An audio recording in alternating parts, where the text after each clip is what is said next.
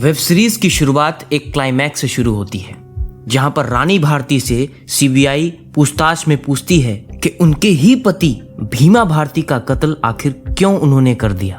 Web series यहां से शुरुआत होती है। रानी भारती के मुख्यमंत्री बनने के बाद भीमा भारती को जेल हो जाती है। भीमा भारती जेल से ही अपनी सरकार चलाने लगते हैं। भीमा भारती रानी भारती को हर वक्त आदेश देने लगते हैं, लेकिन जल्द ही रानी भारती उनके आदेश मानने से इनकार कर देती है और अपने ही पार्टी के सदस्यों को कुछ गलती पाने पर उनको जेल भेजने लगती है। इसके चलते रानी भारती अपने पति भीमा भारती से मिलना बंद कर देती है और फिर भीमा भारती अपनी अलग पार्टी बनाने में लग जाते हैं। भीमा भारती को दरअसल दाना घोटाले के कारण उन्हें जेल हो गई थी, लेकिन जेल के अंदर से ही वो पूरे बिहार में अपना भाषण देते थे। उस रात मिस पटना की प्रतियोगिता हो रही थी, जिसमें शिल्पा अग्रवाल नामक एक लड़की मिस पटना जीत जाती है। तभी वहां भीमा भारती के पार्टी के सदस्य दुलारी भैया वहां आते हैं। शिल्पा और उनके बॉयफ्रेंड मनोज दुलारी भैया से मिलने जाते हैं। दुलारी भैया शिल्पा को गंदी नजरों से देखने लगता है। इतने में मनोज दुलारी भैया का कॉलर पकड़ लेता है। थोड़ी देर के बाद दुलारी भैया के लोग मनोज को बाहर पीटने लगते हैं। दुलारी भैया मनोज के सामने उनकी गर्लफ्रेंड शिल्पा को रेप करता है। अगली ही सुबह शिल्पा की लाश एक कार में पाई जाती है।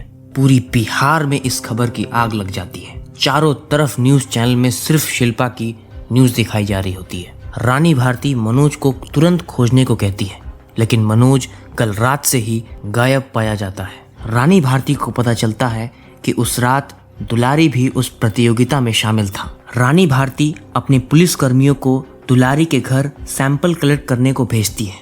पुलिस जैसे ही दुलारी भैया के घर के आसपास पहुंचती है, दुलारी भैया के गुंडे पुलिस को चारों तरफ से घेर लेते हैं। वहीं मनोज के पिता अपने बेटे की रिहाई की भीख मांगने भीमा भारती के पास जाते हैं। भीमा भारती दुलारी को उनके बेटे को रिहा करने को कहते हैं और मनोज के पिता को बोलते हैं कि मनोज ये गवाही देगा कि घर जाते वक्त कुछ गुंडे उनकी गाड़ी छीन लेते हैं और शिल्पा को लेकर चले जाते हैं। इसकी खबर जैसे ही रानी भारती को लगती है, भीमा भारती को 8 महीने बाद पहली बार वो जेल मिलने जाती है और उन्हें वहां वो वार्न करती है कि मेरे और बिहार के बीच में वो दखल अंदाजी ना करें, वरना वो भूल जाएंगी कि वो उनके पति हैं। अगले एपिसोड में दूसरे पार्टी के नेता नवीन कुमार, जो 17 साल से मुख्यमंत्री बनने की कोशिश कर रहे हैं, वो नजर आते हैं अपने मौसा जी गोवर्धन दास जी से मिलते हुए। गोवर्धन दास जी नवीन को कल्पना से मिलवाते हैं। कल्पना कौल पॉलिटिक्स की डेटा को एनालाइज करके स्ट्रेटेजी बनाती है कि कौन इस साल सीएम बनेगा।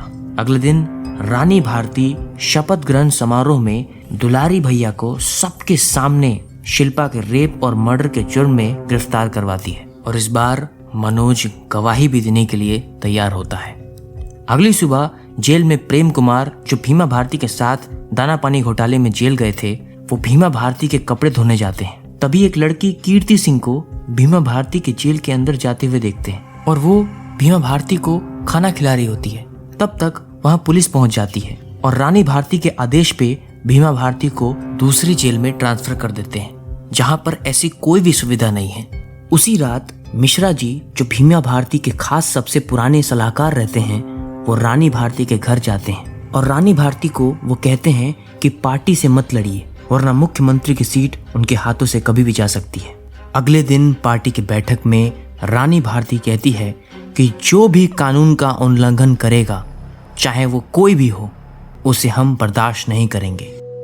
तभी पार्टी के एक नेता उनके बात काटते हुए कहते हैं कि बंद कीजिए ये अपना भाषण, कोई नहीं रहेगा आपके समर्थन में, और सब उठ के पार्टी की मीटिंग को छोड़ करके चले जाते हैं। तभी मिश्रा जी भारती को फोन देते हैं और फोन के उस लाइन भीमा भारती बोलते हैं कि अपना इस्तीफा किसी पढ़े लिखे से लिखवा लीजिएगा।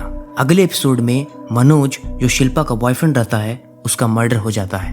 मनोज के पिता रानी भारती को बदला लेने को कहते हैं, बिहार को मुक्त करने के लिए कहते हैं, इस गुंडा राज से निकलने के लिए कहते हैं।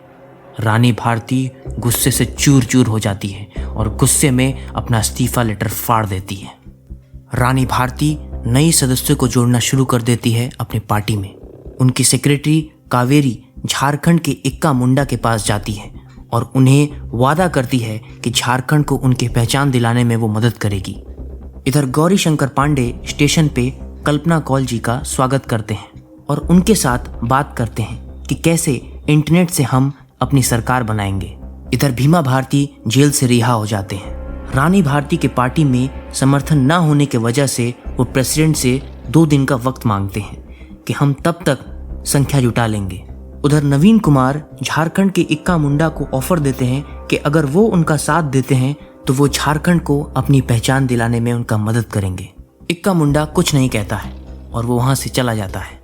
इधर रानी भारती गुस्से से एक अर्जेंट बैठक बुलाती है और सबसे विकास को लेकर के पूछताछ करना शुरू करती है और पार्टी के सदस्य जब जवाब नहीं दे पाते हैं तो वो उनकी सभी की पेंशन, भत्ता, गाड़ी, बंगला सब कुछ छीन लेने को कहती है और एक आखिरी वार्निंग दे करके छोड़ देती है। अगली सुबह वो पार्लियामेंट के बैठक में आरक्षण, रिजर्वेशन, पिछड़ी जात के लोगों के लिए मुद्दा उठाती है और पार्लियामेंट में बैठे सभी लोग उस बात पर सहमत हो जाते हैं और इस तरह वो दिखा देती है कि पार्टी अब भी उनका साथ दे रही है।